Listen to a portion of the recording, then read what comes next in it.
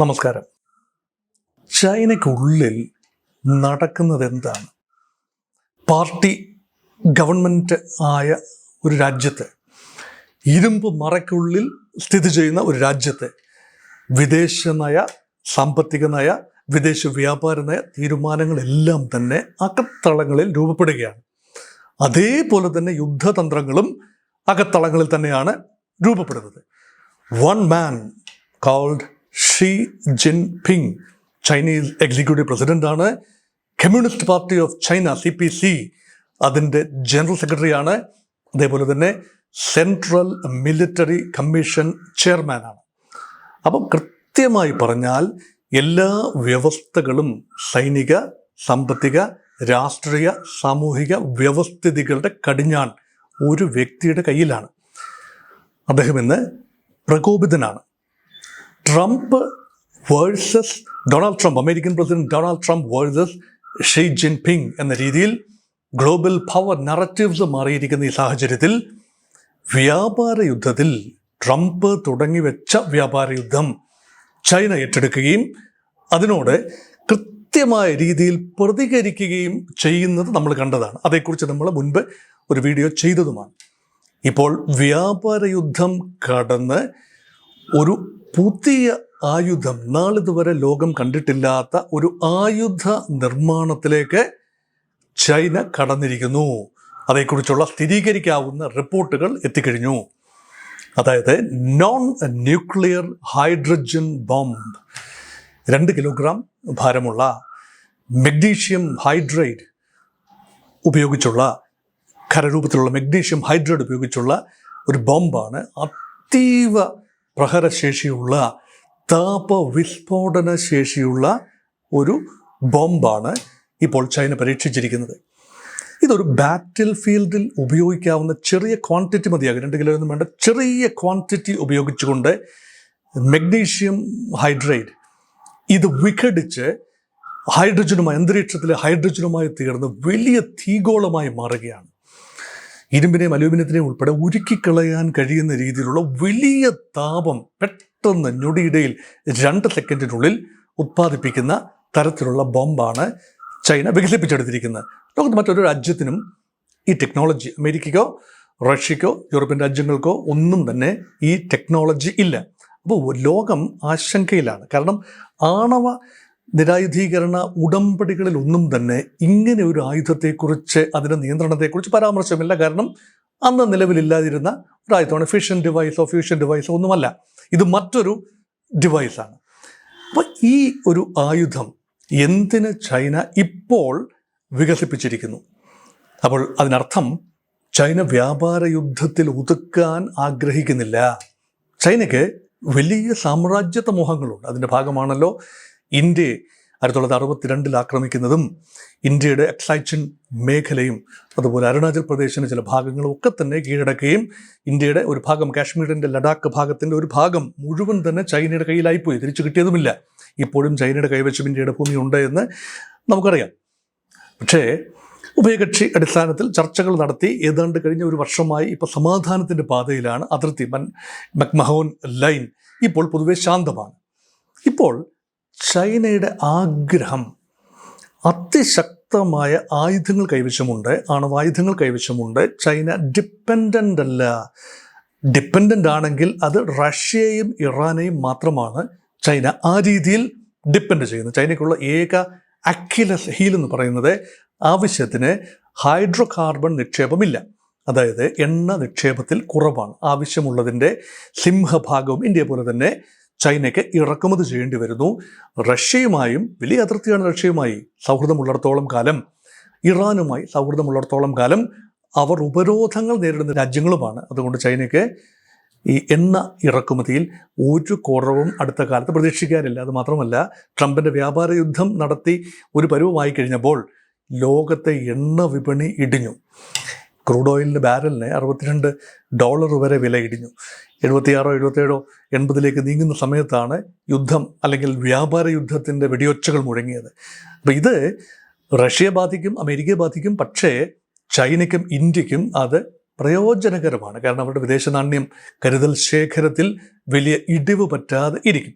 ഇപ്പം ചൈനയ്ക്ക് ആവശ്യം എന്താണ്? ചൈനയുടെ അകത്തളങ്ങളിലെ പ്രധാന ചർച്ച കമ്മ്യൂണിസ്റ്റ് പാർട്ടിയുടെ ഉൾത്തളങ്ങളിൽ പരിമിതമായ ചർച്ചയെ ഉണ്ടാക്കാറുള്ളൂ. ഷീ ജിൻപിങ്ങിൻ്റെ ഏമാൻ്റെ വാക്ക് അവസാന വാക്കാണല്ലോ. പക്ഷേ ഉള്ള ചർച്ചകൾ ചൈനയെ നമ്മൾ തുച്ഛീകരിച്ച് കാണാനാവില്ല. കാരണം അമേരിക്കയൊക്കെ ഓപ്പൺ ഡിസിഷൻ മേക്കിംഗ് സിസ്റ്റമാണ്. അമേരിക്കയിൽ നടക്കുന്ന ഓരോ ചലനങ്ങളും ലോകത്തെ മാധ്യമ കണ്ണുകൾ ഒപ്പിയെടുക്കുകയും ഏജൻസികൾ റിപ്പോർട്ട് ചെയ്യുകയും ചെയ്യും. ചൈനയ്ക്കുള്ളിൽ ഒഫീഷ്യൽ ഏജൻസികൾ പുറത്തുവിടുന്ന വിവരങ്ങളല്ലാതെ സ്വതന്ത്രമായി വിവരങ്ങൾ സ്വാംശീകരിക്കുന്നതിന് പരിമിതിയുണ്ട് എന്ന് നമുക്കറിയാം. പക്ഷേ ചൈനയിൽ നിന്ന് വരുന്ന വിവരങ്ങൾ സ്ഥിരീകരിക്കാമെങ്കിൽ ചൈന ദീർഘകാല യുദ്ധത്തിനുള്ള തയ്യാറെടുപ്പാണ്. 2 യുദ്ധങ്ങളാണ്. ഒന്ന് വ്യാപാര യുദ്ധം, അത് നേരിട്ടുള്ള പഴശ്ശിയുടെ പോരുകൾ ഇനിയും കാണാനിരിക്കുന്നതേ ഉള്ളൂ എന്ന് പറയുന്നത് പോലെ ചൈനയുടെ യുദ്ധങ്ങൾ, വ്യാപാര യുദ്ധങ്ങൾ, തന്ത്രങ്ങൾ കാണാനിരിക്കുന്നതേ ഉള്ളൂ. ഒരു തന്ത്രമെന്ന് പറയുന്നത് ചൈന മുൻകാലത്തെ ശത്രുതാപരമായ, അടുത്ത കാലം വരെ ശത്രുതാപരമായ നിലപാട് സ്വീകരിച്ചിരുന്ന തെക്കൻ കൊറിയ, ജപ്പാൻ, ഈ രാജ്യങ്ങളുമായി വളരെ സൗഹൃദം, ഒലിവ് ബ്രാഞ്ച് നീട്ടിയ 2-3 ആഴ്ചകളാണ് കടന്നുപോയത്. പ്രത്യേകിച്ച് ട്രംപിൻ്റെ വ്യാപാര യുദ്ധം തുടങ്ങിയതിൽ പിന്നെ ചൈന ഏറെ ബൈലാറ്ററൽ ഫോൺ കോളുകളിലൂടെ അല്ലെങ്കിൽ സന്ദർശനങ്ങളിലൂടെ ഈ 2 രാജ്യങ്ങളുടെ മനസ്സുകളെ ഒരുക്കുകയാണ്. 2 ഇന്ത്യയുമായി ഇപ്പം ചൈനയുടെ ഒഫീഷ്യൽ ഒരു ക്ഷണം വന്നു കഴിഞ്ഞു. ലെറ്റ് us ഡാൻസ് എന്നാണ് പറയുന്നത് ചൈന. Let the dragon dance with Indian elephant, let us have a tango എന്നാണ് പറയുന്നത്. അതായത് പരമ്പരാഗതമായ റൈവൽറീസ് എല്ലാം കുഴിച്ചു മൂടുക, bury the hatchet and start afresh. അപ്പോൾ 2 വലിയ ഇക്കോണമീസാണ്, 2 വലിയ ലോകരാജ്യങ്ങളാണ്. ലോക ജനസംഖ്യയുടെ 1/3 ചൈനയിലും ഇന്ത്യയിലുമാണ്, അല്ലേ? 142 കോടി ജനങ്ങൾ ചൈനയിലും, ഇന്ത്യയിലും 142 കോടി ജനങ്ങൾ. അങ്ങനെ വരുമ്പോൾ വലിയ ഒരു ഭാവിയുടെ ഒരു നിക്ഷേപം എന്ന നിലയിൽ ചൈനയും ഇന്ത്യയും തമ്മിൽ മുഖാമുഖം നിൽക്കുന്നത് 2 രാജ്യങ്ങളുടെയും ആരോഗ്യത്തിന് നല്ലതല്ല എന്ന തിരിച്ചറിവ് ചൈനയ്ക്കുണ്ടായി. അത് ഇന്ത്യ എങ്ങനെയാണ് റെസിപ്രോക്കേറ്റ് ചെയ്യുന്നത്? ബുദ്ധിമുട്ടാണ്. കാരണം വളരെ തിക്ത അനുഭവങ്ങളാണ് മുൻകാലത്ത് ഉണ്ടായിട്ടുള്ളത് എന്നതുകൊണ്ട് ഇന്ത്യ കുറച്ചുകൂടി സ്ട്രാറ്റജിക് ഓട്ടോണമി എന്ന നമ്മുടെ ഫോറിൻ പോളിസി, അതായത് നമ്മുടെ താല്പര്യങ്ങൾ ഇന്ത്യ ഫസ്റ്റ്, അല്ലേ? ട്രംപ് പറയുന്നു അമേരിക്ക ഫസ്റ്റ് എന്ന്, ട്രംപ് പറയുന്നു, ഇന്ത്യ പറയുന്നു ഇന്ത്യ ഫസ്റ്റ്, മോദി പറയുന്നു ഇന്ത്യ ഫസ്റ്റ്. അപ്പോൾ ഇന്ത്യയുടെ താല്പര്യങ്ങൾ പരിഗണിച്ചുകൊണ്ട് അമേരിക്കയുമായി വിധേയപ്പെടാതെ തന്നെ അമേരിക്ക അകറ്റി നിർത്തിയിരിക്കുന്ന റഷ്യയും ചൈനയും ഉൾപ്പെടെയുള്ള രാജ്യങ്ങളുമായി തന്ത്രപ്രധാനമായ സഹകരണ കരാറുകളിൽ ഏർപ്പെടാനാവുമോ എന്ന ചിന്തയാണ്. അതേസമയം തന്നെ അമേരിക്കയുമായി ഇപ്പോൾ വലിയ കൂടിക്കാഴ്ചകൾ നമ്മുടെ ധനമന്ത്രി നിർമ്മല സീതാരാമൻ അമേരിക്കയിലുണ്ട്. അമേരിക്കൻ നേതൃത്വവുമായി വലിയ ചർച്ചകളിലാണ്. 1ാം ഘട്ട വ്യാപാര കരാർ ഏതാണ്ട് ഒക്ടോബറോടുകൂടി കംപ്ലീറ്റ് ആകും. ഉഭയകക്ഷി ഇന്ത്യ അമേരിക്കൻ വ്യാപാര കരാർ. ഒരു വശത്ത് അത് നടക്കുന്നു. മറുവശത്ത് JD വാൻസിൻ്റെ സന്ദർശന വേളയിലും ഇന്ത്യ വളരെ ഒരു പ്രതീക്ഷയാണ് പങ്കുവച്ചത്. മറുവശത്ത് രഹസ്യമായി ഇന്ത്യ മറ്റ് രാജ്യങ്ങളുമായി നല്ല ബന്ധം, സൗദി അറേബ്യയിലേക്കുള്ള പ്രധാനമന്ത്രിയുടെ വിസിറ്റ് ഇപ്പോൾ നടന്നുകൊണ്ടിരിക്കുകയാണ്. അപ്പോൾ ഇതെല്ലാം ചേർത്ത് വായിക്കുമ്പോൾ ചൈന വളരെ പതിയെ മറ്റ് രാജ്യങ്ങളിൽ, ആഫ്രിക്കൻ രാജ്യങ്ങളിൽ ചൈന സമ്മിറ്റ് ഇൻ ആഫ്രിക്ക എല്ലാ വർഷവും നടത്താറുണ്ട്. സാമാന്യം നല്ല റെസ്പോൺസുമാണ്. ചൈനയുടെ നിക്ഷേപം വളരെ വലിയ രീതിയിൽ ആഫ്രിക്കയിലുണ്ട്. നമ്മൾ പറയും അതെല്ലാം ഡെറ്റ് ട്രാപ്പ് ഡിപ്ലോമസിയാണെന്ന് പറയും. ചൈന ശ്രീലങ്കയുടെ ഹമ്പൻതോറ്റ തുറമുഖം വികസിപ്പിക്കാൻ, അതുപോലെ ചിറ്റഗോങ് തുറമുഖം ബംഗ്ലാദേശിൽ വികസിപ്പിക്കാൻ, പാകിസ്ഥാൻ്റെ ഗദ്ദാർ തുറമുഖം വികസിപ്പിക്കാൻ, മാലദ്വീപിന് തുറമുഖങ്ങൾ വികസിപ്പിക്കാൻ വലിയ തോതിൽ പണം കൊടുക്കുകയും മുതലും പലിശയും സഹിതം അത് തിരിച്ചു വാങ്ങുകയും ചെയ്യുമ്പോൾ അവർ കടക്കണിയിലാകുന്നു എന്ന് ഇന്ത്യ ആക്ഷേപം പറയുമ്പോഴും ഈ രാജ്യങ്ങൾക്ക് മറ്റു വഴിയില്ല. ചൈന കൊടുക്കാൻ തയ്യാറാണ്, ഇൻവെസ്റ്റ് ചെയ്യാൻ തയ്യാറാണ്, ടെക്നോളജി കൊടുക്കാൻ തയ്യാറാണ്, ഒരു പരിധിവരെ ഇനി ആയുധ കച്ചവടം നടക്കാൻ തയ്യാറാണ്. അപ്പം അങ്ങനെ അമേരിക്ക വിരട്ടിയാൽ പൂർണ്ണമായി ചുരുണ്ടു പോകുന്ന ഒരു അവസ്ഥയിലല്ല ഇപ്പോൾ ട്രംപ് പറയുകയാണ് ലെറ്റ് us ടോക്ക് എന്നാണ് പറയുക, നമുക്ക് സംസാരിക്കാം. അതായത് ഉഭയകക്ഷി ട്രേഡ് നെഗോസിയേഷൻ. ചൈന ഇപ്പോൾ പറഞ്ഞിരിക്കുന്നത് ഞങ്ങൾക്ക് സൗകര്യമില്ല. അതുകൊണ്ട് ചൈന മറ്റു വഴികൾ തേടുകയാണ്. അപ്പോൾ ഓർക്കൂ, ഞാനൊരു പഴമൊഴി കൂടെ പറയാം. ഇംഗ്ലീഷ് ഒരു സെയിങ് ആണ്, when elephants fight it is the grass underneath that suffer. അതായത് 2 വലിയ ആനകൾ തമ്മിൽ തുറന്ന പുൽത്തകിടിയിൽ വെച്ച് പോരാട്ടം നടത്തുമ്പോൾ താഴെ ആന ചവിട്ടി നിൽക്കുന്ന പുൽത്തകിടിയാണ് ഞെരിഞ്ഞമരുന്നത്. ചൈന അമേരിക്ക വ്യാപാര യുദ്ധം മുറുകുമ്പോൾ ലോകത്തെല്ലായിടത്തും അതിൻ്റെ അനുരണങ്ങൾ ഉണ്ടാകും. അത് ഭീതിതമായ ഒരു കാഴ്ചയാണ്. ഇനി മറുവശത്ത് when elephants make love also it is the same grass that Zafar.